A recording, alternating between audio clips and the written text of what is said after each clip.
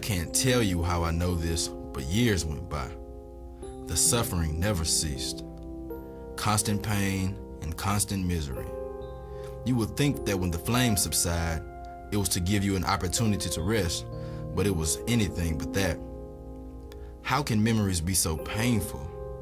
You remember every mistake, every sin, and every rejection of the gospel of Jesus Christ.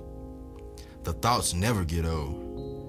They are just as vivid as the moment they happen. It is as if you relive the moment in your mind and then come back to this place to be punished all over again. You never know what memory you're going to have, what scenario is going to play, but you know how it will play out. The frustration of knowing you can't do anything about it is agonizing. You are constantly reminded of how you failed in your time as a flesh and bone human. When that is over, the flames come again, or some demon comes to your pit with something in their hands to further inflict pain on you. There are also worms that burrow in and out of your flesh relentlessly. Even when the ball of fire comes through, it never kills the worms. Constant pain, constant agony, continuous hell. This is the life that we all live. Then all at once, something changed. The most unbelievable thing happened that brought us all relief. I remember it like it was yesterday. We never knew what was going on in the earth, but I knew something was happening and that it would affect hell directly. For quite a while, souls have been coming to hell in droves. There was constant activity. All I could do was watch it from my pit. One day, someone close to my pit yelled out to one of the demons. Hey, what's going on? Tell us what is happening. Where are y'all going?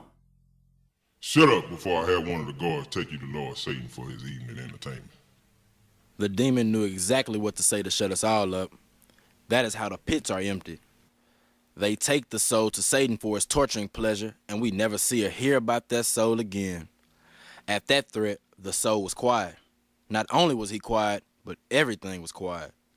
I had not heard that type of stillness since the first day I came to hell, right before I saw the pit keeper for the first time.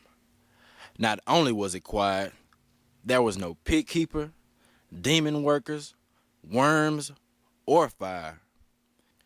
Even the unbearable heat was gone, although the lingering scent of burning human flesh remained in the air.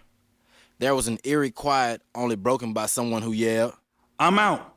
I got out of the pit. People started climbing out and asking others to help them out. Before I knew it, I was out and standing in a mass of people. Some of them started to laugh, and some were even crying for joy. Actual tears. I remember looking at the two pits that were on either side of mine and thinking how glad I am that Max and Rich never came to this place.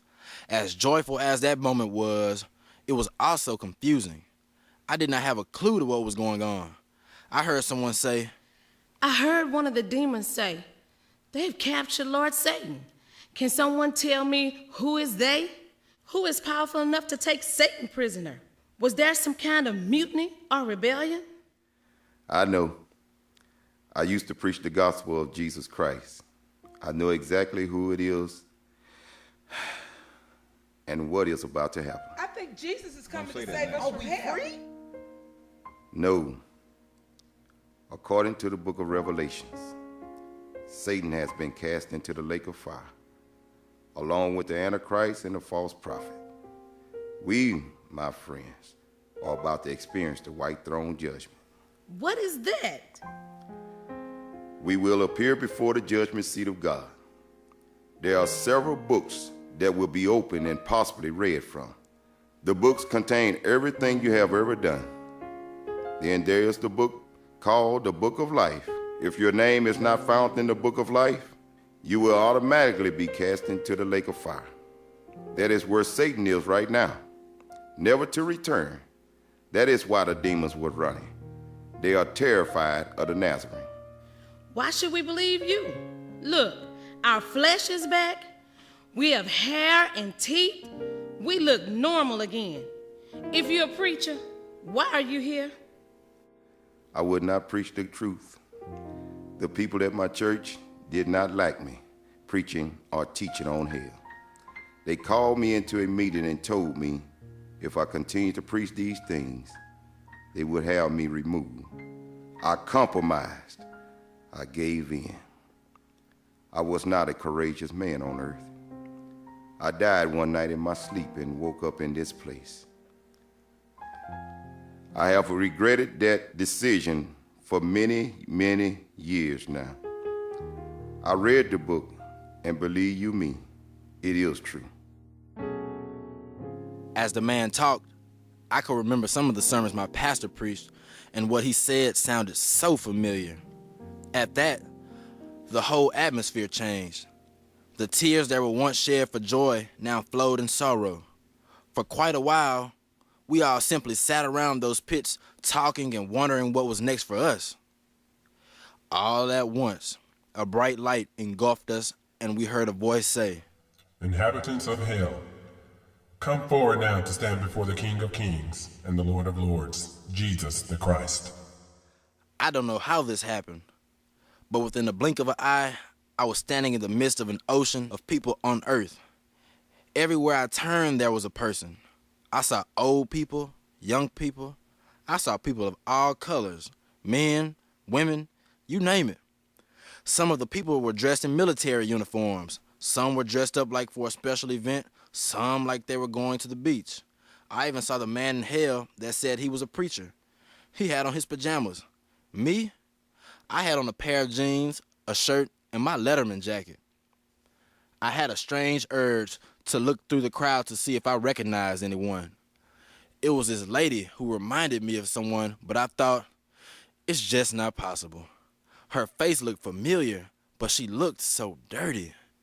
Her hair was all over her head. Her clothes were filthy. I was about to turn to look in the opposite direction when she looked directly at me. She called my name. Mario. Lori, is that you? Yes, Mario, it's me. So you were here too? Yeah, I came the very night I died. Lori, how old are you? Well, when I died, I was 42 years old. Life had been so hard. I got into drugs, prostitution. I even killed a John. Mario, I heard that you'll be able to go talk directly to God here. I know what I'm going to say. I'm going to tell him I tried so many times to get help, but no one would help. Finally, I committed suicide thinking all my trouble would end. Little did I know they had just begun. Mario, at this point, I don't know what is worse, actually being in hell or standing here waiting for my final judgment. I know, but... Silence! You will be given an opportunity to plead your case should you choose to. The fearful, unbelieving, the abominable, murderers, whoremongers, sorcerers, idolaters, and all liars shall have their part in the lake which burns with fire and brimstone, which is the second death. You will not speak unless you are directed to by the only true righteous judge. All verdicts will be fair and final. There will be no reversal of decisions. Now that hell has emptied itself and the sea has given up its dead, let the white throne judgment begin.